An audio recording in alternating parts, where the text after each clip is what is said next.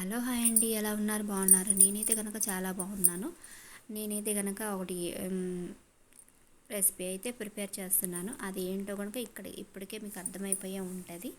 పెరుగు ప్యాకెట్లు, సాల్టు, తర్వాత దానిమ్మది గింజలు, పోపు దినుసులు, కరివేపాకు, ఎండుమిర్చి, ఇంగువ అన్నీ ఇవి చూసేసరికి మీకు అర్థమైపోయి ఉంటుంది. నేనైతే రెడీ చేసుకొని పక్క పెట్టుకున్నాను. తర్వాత ప్యాన్ పెట్టుకొని కొన్ని బాదం పప్పులు వేసుకున్నాను. యాక్చువల్గా వేయాల్సింది జీడిపప్పు, కానీ నాకు ప్రస్తుతానికి అందుబాటులో లేక బాదం పప్పు వేసుకున్నాను. తర్వాత వచ్చేసి పోపు దినుసులు, ఎండుమిర్చి, కరివేపాకు మీకు చూపించాను కదా ఇందాక. కొద్దిగా ఇంగువ వేసుకొని దాన్ని కొంచెం గోల్డ్ కలర్లో వచ్చేదాకా వేయించుకొని పక్కన పెట్టుకున్నాను. తర్వాత వచ్చేసి వేరే గిన్నె తీసుకొని దాంట్లోని చూపించాను కదా 2 పెరుగు ప్యాకెట్లు, తర్వాత ఒక పాల ప్యాకెట్ కొంచెం చేసుకున్నాను, పక్కన పెట్టుకున్నాను. దాంట్లో వచ్చేసి తగినంత ఉప్పు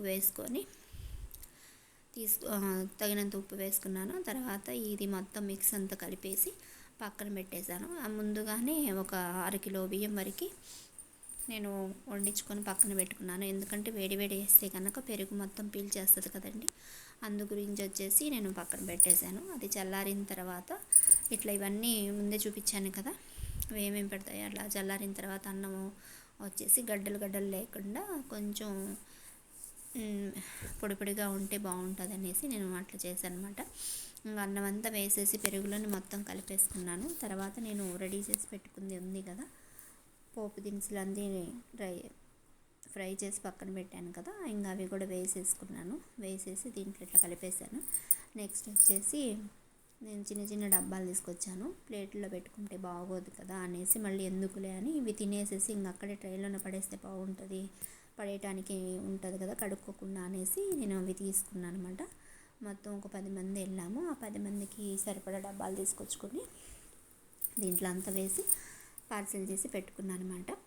ప్లీజ్ నా వీడియో నచ్చితే కనుక లైక్ చేసి సబ్స్క్రైబ్ చేయండి ప్లీజ్. ఏమన్నా కనుక దీంట్లో మిస్టేక్స్ కానీ ఏమన్నా తప్పులు ఉంటే కనుక సారీ అని క్షమించండి, ఓకేనా? మీకు నచ్చితే కనుక మళ్ళీ చెప్తున్నాను, ప్లీజ్ లైక్ చేసి సబ్స్క్రైబ్ చేసి మీ అందరి అభివందనాలు నాకు ఉండేనే కదా. బై.